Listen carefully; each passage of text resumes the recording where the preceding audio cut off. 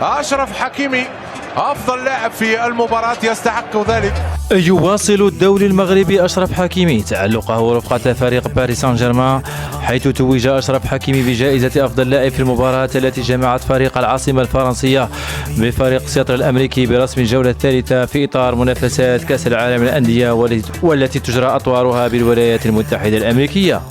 وكان الدولي المغربي حاسما في هذه المباراة من خلال تسجيله الهدف الثاني الذي حسم به فريق باريس سان جيرمان تأهله إلى الدور الثاني محتلا المرتبة الأولى في المجموعة الثانية.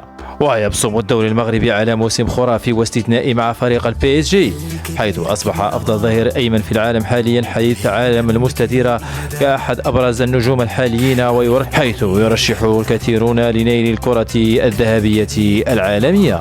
Le défenseur Goleador, c'est son 10e but cette saison. On rappelle Achraf Hakimi qui marque tout le temps dès lors que ça compte cette saison. But en finale de la Coupe de